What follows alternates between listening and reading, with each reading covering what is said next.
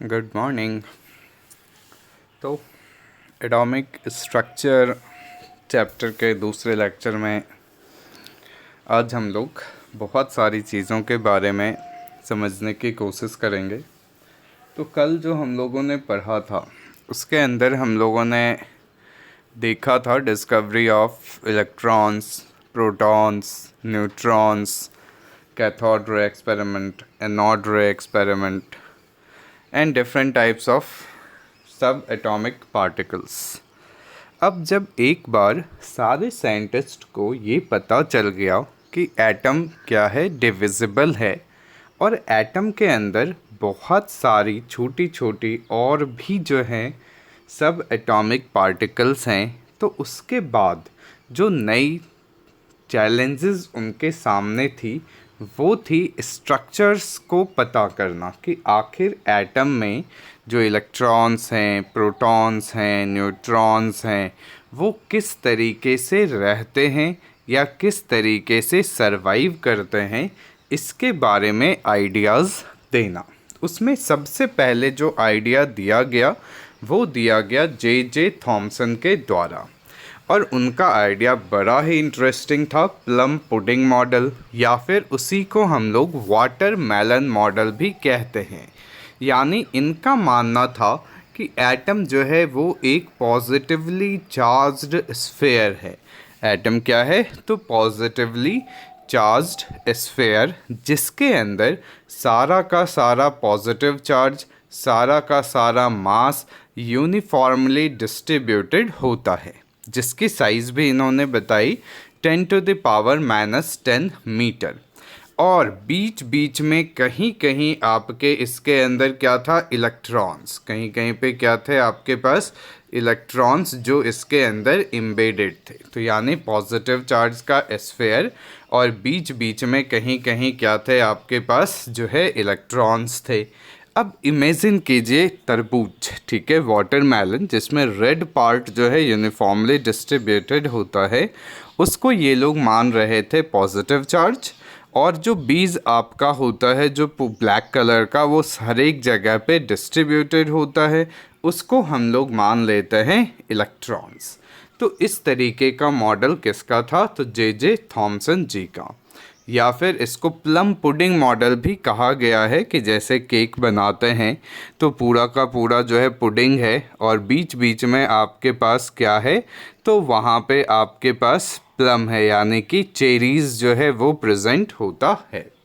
तो वही कहा यहाँ पे कि लेकिन ये मॉडल भी उतना ज़्यादा सक्सेसफुल तो रहा नहीं तो अभी तक हम लोग यही मॉडल पढ़ रहे होते। तो ये मॉडल जो है आपका क्या होता है, क्योंकि इसके अंदर आइडेंटिटी ऑफ पॉजिटिव चार्ज को एक्सप्लेन ही नहीं किया गया कि जो पॉजिटिव चार्ज है वो कैसे यहाँ पे डिस्ट्रीब्यूटेड होगा। उसके बाद के साइंटिस्ट ने बहुत सारी चीज़ें खोजी स्पेक्ट्रम के बारे में, सीरीज़ के बारे में, वो कोई भी चीज़ ये जो है एक्सप्लेन करने में कैपेबल नहीं रहा। तो ये भी एक डिमेरिट हुआ। और सबसे बड़ी चीज़ कि रदरफोर्ड साहब थे, वो एक साइंटिस्ट, उन्होंने एक एक्सपेरिमेंट किया, और वो एक्सपेरिमेंट के जो ऑब्जर्वेशंस थे वो जो है जे थॉमसन्स के थियोरी के हिसाब से, प्लम पुडिंग मॉडल के हिसाब से वो एक्सप्लेन ही नहीं हो पाया। तो इस तरीके से थॉमसन साहब की जो प्लम पुडिंग मॉडल थी वो क्या हो गया? फेल हो गया। तो पहला अटैम्प्ट तो किए बेचारे, काफ़ी मेहनत भी किए, ठीक है, प्लम पुडिंग मॉडल, लेकिन वो सक्सेसफुल नहीं रहा। अब सेकंड में हम लोग चलते हैं रदरफोर्ड एक्सपेरिमेंट के ऊपर। सबसे पहले रदरफोर्ड साहब जो थे उनके एक्सपेरिमेंट्स के बारे में हम लोग समझने की कोशिश करेंगे कि इन्होंने क्या किया कि एक गोल्ड फॉइल लिया। सबसे पहली चीज़ जो इन्होंने की वो क्या की? एक गोल्ड फॉइल ली। उसके बाद इन्होंने क्या किया? तो एक जो है इन्होंने इलेक्ट्रॉन का सोर्स कंसीडर किया। तो इलेक्ट्रॉन का सोर्स, और जो है यहाँ पे अगर गोल्ड फॉइल है, ये इलेक्ट्रॉन का सोर्स है, और पीछे इन्होंने क्या बना दिया?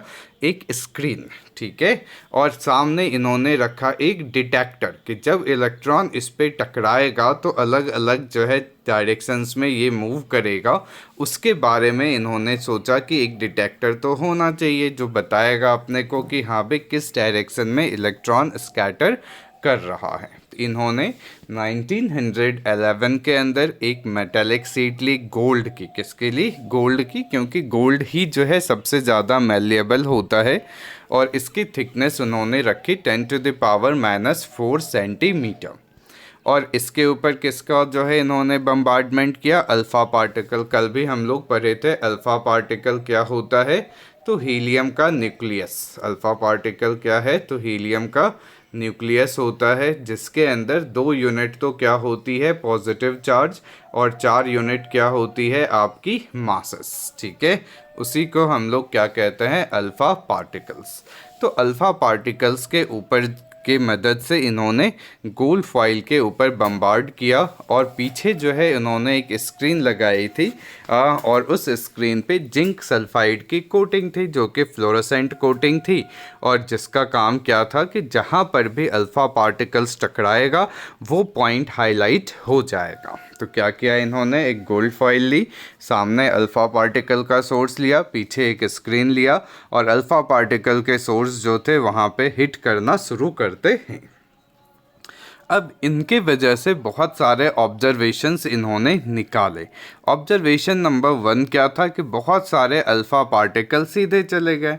तो इन्होंने बोला कि जो कॉन्सेप्ट आपके थॉमसन का था कि वो जो है पूरा का पूरा यूनिफॉर्मली चार्ज्ड स्फीयर है, वो कॉन्सेप्ट तो फेल हो गया, क्योंकि अगर यूनिफॉर्मली चार्ज्ड स्फीयर होता तब तो जो कॉलिजन था वो यूनिफॉर्म तरीके से होता और सब डायरेक्शंस में अलग अलग वहाँ पे वो जो है जाते, लेकिन ऐसा हुआ नहीं। तो इन्होंने बोला कि जो पूरे एटम का मास है और जो पूरा का पूरा पॉजिटिव चार्ज है वो एक स्मॉल रीजन के अंदर क्या है? कंसंट्रेटेड है, और जिसको इन्होंने नाम दे दिया न्यूक्लियस। और बताया इन्होंने कि अगर एटम का साइज़ हम लोग 10⁻⁻10 मान रहे हैं मीटर, तो हम लोगों के पास जो न्यूक्लियस की साइज़ आएगी वो आएगी 10⁻⁻15 मीटर।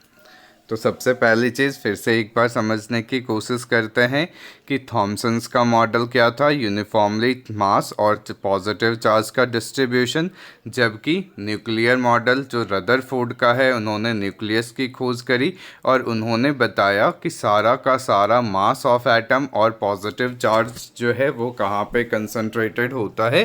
तो न्यूक्लियस के अंदर। तो यानी कि ये जो है अगर आपके पास क्या है? न्यूक्लियस है, और इसके चारों तरफ एक सर्कुलर ऑर्बिट होगा। ठीक है, क्या होगा? Circular orbit.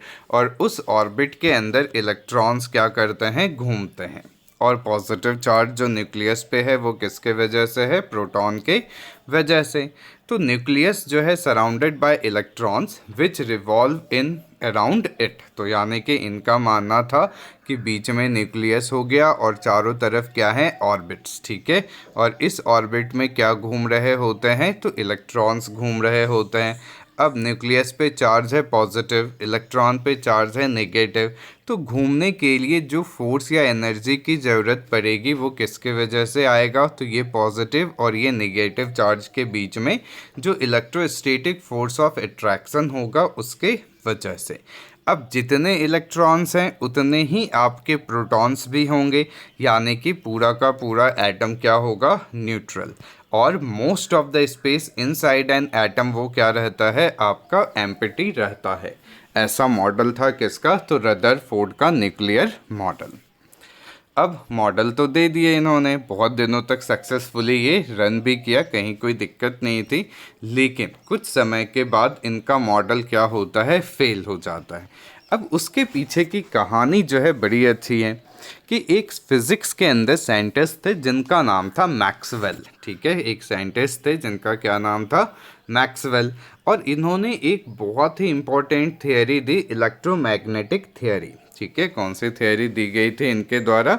तो इलेक्ट्रोमैग्नेटिक थियरी। और इलेक्ट्रोमैग्नेटिक थियरी में इन्होंने बताया था कि अगर कोई भी चार्ज्ड पार्टिकल एक्सेलरेटेड मोशन में होगा तो वो एनर्जी क्या करेगा? रिलीज़ करेगा, रेडिएशंस इमिट करेगा, जिसके वजह से डिक्रीज इन एनर्जी होगी।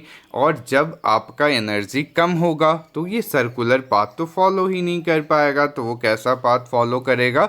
स्पाइरल। और जब वो स्पाइरल पाथ फॉलो करेगा तो आपका जो एटम है वो क्या हो जाएगा?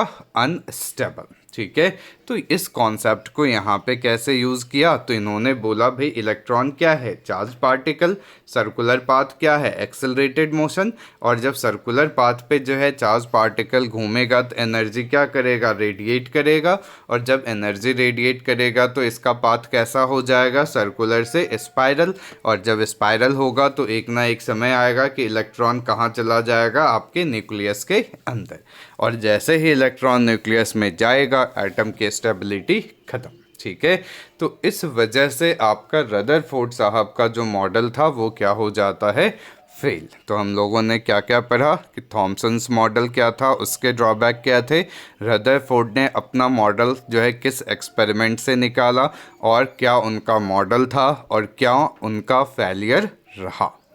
Thank you. तो ये टॉपिक ज़रूर से ज़रूर कर लीजिएगा।